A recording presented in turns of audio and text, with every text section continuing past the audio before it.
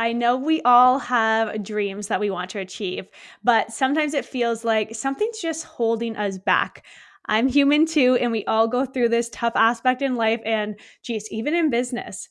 But what's actually holding us back? How can we dream something so big and have these clear visions, but still have this thing? Maybe it's this gut feeling or even procrastination or however it actually shows up for you that is actually holding you back. How does that happen? That's because there's these invisible blocks of energy that are stopping us from achieving our goals. So in today's episode, I'm super excited to welcome our special guest, Sinead. She's going to show you how to release these blocks and finally achieve the life that you've always wanted. So grab a pen and paper, get ready to take some notes because this one's going to be good. You ready, my friend? All right, let's welcome Sinead here. Hello, Sinead. Welcome to the More Than Social podcast. I know we've been waiting for this one for a bit, but honestly, I feel like this has come at such a perfect time for yourself, but also for me. Oh, thank you so much for having me on here. I'm just so excited to be here. And yeah, it's been a long time since I was first introduced to you. So I'm so excited to meet you finally. I know. Likewise, for sure. Now, before we dive into all the questions that I have for you regarding releasing energy blocks and everything, why don't you give our listeners a quick overview of who you are, what you do, who you help, that sort of thing? Absolutely, yeah. So I'm a holistic business coach and yoga teacher. So I help people from a kind of like professional background, corporate background, so that they can really connect with who they are really deep down. So I feel like, we kind of like go through this social conditioning, that in terms of, well, what is success? And maybe you find yourself kind of like on this path in a corporate career where success is about, just getting to the top, and you kind of like lose yourself a little bit. So I help women to be able to really reconnect with who they are, to be able to get off the hamster wheel of life, and to be able to find a place of inner peace where they can reconnect with who they are and to see, okay, well, what dream life do I want to be able to do? Now, sometimes that can look like actually they want to stay still within the corporate life, and that's, there's nothing wrong with that. But actually what's holding them back is themselves to be kind of like that confident person, for example. But also it may be that they actually want to pursue their passions into a business, and I'll then help them to be able to create the initial stages of the strategy and, what that's going to look like for them. Cool. That's amazing. And I love how you always incorporate like both the life coaching side of things, but also yoga. Like I can totally see how they intertwine together. And I feel like I've always said this to you. I feel like that really makes you different and something unique that a lot of people aren't doing. Thank you. I mean, best kind of like, what's actually in my toolbox is it's really helped me along my journey. So I come from a corporate background. I spent 15 years in corporate where I was trying to be somebody really kind of like that I wasn't, feeling that, I wasn't good enough, and kind of like, oh, really a lot of the traits, kind of that you may kind of like grow up in life and really you're not actually working with those. And that's kind of like the problem. If you're not kind of like working with your blocks and then you kind of like continue down a road, then actually, well, where's that actually going to lead you? And that's kind of like where I found myself, just in that place where I was pursuing a career that wasn't really meant for me. It's definitely helped me along my journey and made me the person that I am. But at the same time, I ended up being in a place where I was completely overwhelmed, really struggling kind of like with sleep, waking up at 3 o'clock in the morning, dreaming about spreadsheets, well, things. It's like, I'm going to wake up at 3 o'clock, please don't be a spreadsheet where you're just like churning and churning, trying to find out what those answers are. And kind of like, that's just kind of like the difficulty in like being able to actually slow the pace down, actually say, what, I am actually worthy of doing something that's really important to me. Not just because I'm just trying to bring, money, and actually it doesn't solve your problems. Mm-hmm, mm-hmm. Having like the entrepreneur background too, like, I mean, corporate entrepreneur, like we're always trying to grow. So having that ability to actually slow down, I feel like is so much harder than it actually needs to be.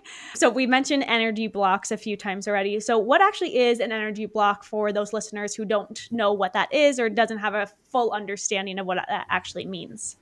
Absolutely. Okay, so I'm just going to take a step back and just explain in terms of what our chakra system is, because that will just help to be able to then explain what the block is. The chakras, they are becoming more scientifically recognized and accepted now, so it's like the Eastern world meets West. And basically what a chakra is, it's kind of described as a wheel, translates as a wheel, and it's basically a vortex of energy. So we've actually got over 114 of chakras within the body, but we talk mainly about the 7 main chakras that's aligned along the spine. And when we're in a amazing place, we're actually in flow, the energy, our life force, is able to work through the chakras, and they are spinning at the frequency that's matched, for each of the chakras. The problem is that I guess if you kind of take a step back, if you were able to kind of bottle that energy up, kind of how amazing would that be, to be kind of in that flow and just feeling, what, I've actually got this. I can do and feel, be anything that I would like to be able to do. But then the problem is life gets in the way. I'm feeling, well, I'm not good enough, I'm not confident enough. Maybe it's kind of going back to something that happened within childhood. And these are kind of the blocks that basically happen within your body. It's the whole kind of mind-body connection. You may believe something, but actually it's stored within our bodies. And they are kind of the energy blocks that are really kind of stopping us from moving forwards. So I did an energy session, I feel like this was about 4 years ago now, and this lady is incredible, and I didn't know what to expect at that point. I didn't know I had so much energy blocks personally, but I just remember she touched my feet and then all of a sudden just released a bunch of stuff, started asking questions and whatever. I cried for days, literally days. I just released mountains of things, but I never even knew that I was holding on to that much baggage, I'll say. But oh my goodness, just that shift of how I felt after those 2 days of just crying and crying. It was this whole different mind-blowing experience that I don't even know how to explain properly. But I was one of the people that had no idea what energy blocks really were. How do you know that you even have energy blocks? What does it all entail type of thing? But the chakras, I've always kind of known about just from being in the wellness space, but still with that, I never truly looked into. So it's really cool to bring up that piece of it, which also kind of relates back to yoga, which it all kind of is tying together for me as you were speaking. But for those individuals who may not know that they have any energy blocks, or they're maybe oh, that's just a guru thing, let's just say, how do you actually know if you have energy blocks? Yeah, and I guess kind of when you were saying about how she just kind of touched your feet, it's recognizing that your energies is stored kind of deep within your tissues, and it's your soul will only release you the energy that you need to release, at various times. So it kind of depends really how deeply rooted those the challenges are within your body. Now, sometimes it can be actually having a yoga session, for example, it just help to kind of to allow the flow of energy to move through each of your chakras, and that can help really to be able to bring what you need to bring to the surface. Whereas other times it might be really deeply rooted, so much that you may need a Reiki session or sound therapy, for example, and that basically the vibrations just allow that to come to the surface, so then you can deal with them.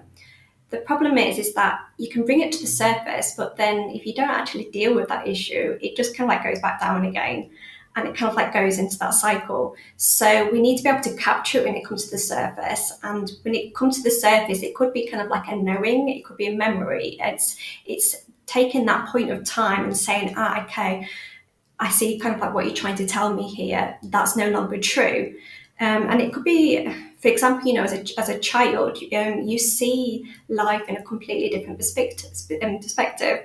Everything seems bigger, doesn't it, when you're a child? Really scary and so kind of enlarged. And actually, when you come back to face it now, you look back and think, actually, that's no longer a problem. I don't understand, kind of where that was bothering me. And so when we're kind of dealing with that moment in time, we can then release and to be able to shift forwards. I have a really kind of good example of this is that a couple of weeks I was kind of having a session, and it's been something that I've been struggling with, is that I love going out running, but what I find as well, and when I go running, is that obviously there's dogs kind of running around as well. You might come into contact. I am absolutely petrified of dogs. Really, really petrified of them, to the point that if I see a dog coming the other way, I will kind of just halt into ground.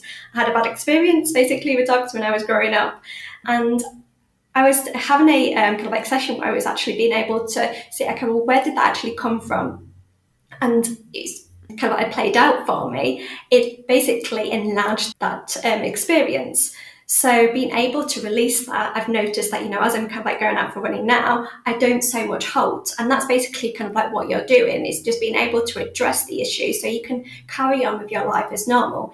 So some things can be, on your day-to-day basis, and other things can be from an entrepreneurial background, is that, well, I'd love to be able to do public speaking. Actually, what's holding me back is that confidence block to be able to get up onto the platform and release any judgment that may be coming in your direction.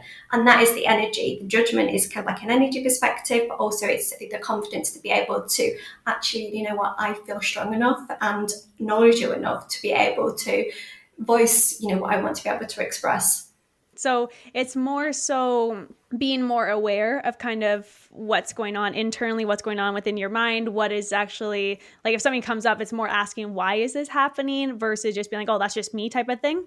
Yeah, I mean, it's really kind of like, going back and trying to understand, well, how does this situation really relate to how, that block actually appeared? And if you look at it from a scientific perspective, when we are faced with a challenge or an experience, it's like within the mind, you've got a security guard that's basically trying to file all the memories through.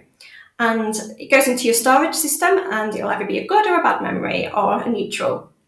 And if it's a bad memory, it may have been stored within there because actually that experience was a lot larger than you perceived to be. So then the next time you face that challenge, the security guard goes back to the filing system and says, whoa, actually this was really scary last time. I want to protect you from feeling like that again. So you know what, I'm going to put that wall up.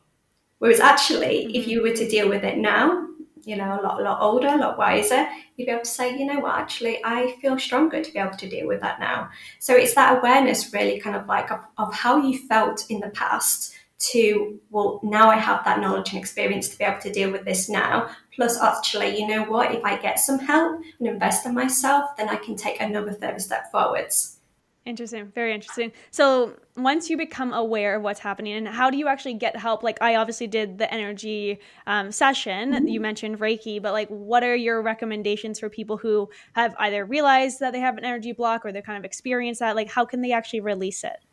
Okay, so there's various different tools, really depending as well in terms of kind of like what's actually going on within your body. And I've actually got a free download on my website, which actually basically looks at each of your chakras in turn to try and identify, well, where is my block? And it really depends exactly where that is, whether it's something that's actually within your root chakra. So, how safe do I feel about actually, pursuing my dreams? To actually, if it's in my throat, okay, well, how do I feel about being able to execute that now to the world? So really depending in terms of where that is within your body, there's various different tools. Like I say, it can be movement based. So yoga, walking, going out for a run, they can all kind of like energize or calm you in various different situations. Dancing, for example, that can kind of like improve the flow. So really help in with the creative side of things. Restorative yoga can help to calm you down, so you're actually really connecting more, kind of like with your crown chakra. So if you're feeling very much kind of like overwhelmed and really struggling to be able to get to a state where you're able to sleep, for example, then restorative yoga will be able to help that as well. But then, say for example, if somebody's coming from a corporate background and they're very much kind of like on that wheel, they may struggle to be able to get to a restorative place. So yoga can be a great place to be able to reduce the gears. It's a bit like, going from 6th gear in your car right down to 2. It's going to be really clunky, right? So being able to do kind of like dancing and then yoga and then restorative yoga, that can really, slow down the pace for you. Then there's Reiki healing that's able to release some of the trauma, bringing that up to the surface. And it can also be relaxing in some states as well. So it really depends kind of like what your body really needs from you. But to do that deep inner work, it's looking at the shadow side. So what is it that I'm not seeing? And that's where coaching is really kind of like gotten to be able to come into play, because you can, like I say, you can bring that energy up to the surface, but until you really start to recognize, well, where are my blocks? Then how can you then shift forwards? Because otherwise it's just going to kind of like go back to the surface again. So that's kind of like how I work as with my clients. It's a bit of a combination of the both, and look at that person from a bespoke perspective. What is it that they really need to be able to shift forwards? What have they tried already, and where are they in their current state in terms of their energy? So if they, like I say, from a corporate perspective, if they're really struggling to be able to get to a state to be able to invest in themselves, then we'll focus on that first. It really depends, kind of like where they are at their own timeline. Interesting. When you were talking about the corporate person not being able to literally get into that restorative aspect, that was me years ago. Everyone would always tell me, you need to slow down, like just chill a minute, disconnect. And I'm just like, I'm a go, go, go type of person. And so Right. I would try to do restorative yoga and I'm like, this is so boring. Like my mind is just going, like I can't do this. So I had to start with flow and then hatha and then go to restorative yoga. I eventually got there, but it did take me some time to slowly incorporate it and teach my body and my mind especially to actually be okay not doing anything. Yes, if I'm in downward dog and I'm staying there, it's okay. I don't have to be lifting weights and jumping around doing burpees and whatever the case may be. It was a very big mindset shift for me, but I really related to that when you said that. Exactly, and it's that I really resonate with that. That's exactly me. I remember going to my first yoga session, and I actually went because my housemate at the time suggested that I go. And I kind of like threw my toys out of the pram a bit and saying, well, this just isn't me whatsoever. I used to love going to do like, body combat. You'd find me on the treadmill, kind of like just really trying to release the energy just by, just really go, go, go. And I just found that it wasn't working for me. I still felt very, very frustrated, frustrated with life, feeling like, the world was kind of like out to get me in a way. And it was just the only way to be able to just release, just to be able to just try and calm down. But over time, I still was waking up at like, say, 2, 3 in the night. And it's because my energy was still very much up here. So I actually tried doing hot yoga. It was my first introduction to yoga. And I just remember that moment at the end, that just moment of bliss and just thinking, wow, this is actually possible. I can actually get to a state where just for a second, I can just completely switch off. And it was the most amazing feeling ever. And that's kind of like really what I'm trying to bring to my programs, is being able to connect with that person so that whatever state they're in, they can basically go into that toolbox and to be able to say, okay, well, what's actually going to suit me? What's going to be able to really connect with my energy? Because you know what, that's that bit over there in terms of the restorative yoga, that's just not me whatsoever. Or actually, I prefer to be able to focus on releasing, say, through yin yoga. It really depends in terms of what is it that their body, their energy really needs from them. Yeah, and like everyone's so unique. Like I get that. So I think so. My next question may be a little bit more difficult to answer, but what do you feel like, just based on working with your clients and even going through it yourself, what do you feel like is like the biggest benefit of actually releasing the energy? Oh my God, so many. There's health benefits for one by releasing the energy. If you can imagine that all the blocks, the beliefs that you're holding on to, if you could, put that into a rucksack and you're carrying that around with you every day, just thinking about that weight that you're carrying around with, imagine, and then just kind of like taking that off and just feeling, wow, how much lighter that I am, or how much, I'm able to move so much more freely. And then the fact that you're able to then take that step forwards to your dreams. Or for some people, it's actually seeing the dreams. I know for a long time, I really struggled. It's like I knew I was stuck, where I wanted to be in life. I didn't know actually kind of like what that really looked like. Well, what's my alternative? I knew I wasn't happy, but I didn't have an alternative, and it felt, I don't know, quite depressing in a way that there wasn't that alternative road that you could go down. And there is, everyone has an alternative. It's just actually you're not able to see beyond the trees. So being able to really connect with that vision, being able to see what that looks like, and then being able to make that shift forwards. I like to describe kind of like, kind of life. It's a bit like, building a house. Is that, you kind of like, you start with your foundations, or you start with, the architect actually designing the house first of all. Or actually, what's it that you want it to look like? And then you're able to start really say, well, this is how I'm going to use it. Do I have my family? I want it to be kind of like, that home center. Do I want to be kind of like having my friends coming around and it to be like a really lively place? What do you want your house to really feel and to look like? Then you create the foundations. You seek the help that you're going to need to be able to build the house. So you have your trusting support network with you, or you may be so motivated as well to be able to build the house. It's going to have this such amazing feel. You're really excited to be able to build it and to be able to actually feel and live in the house of your dreams.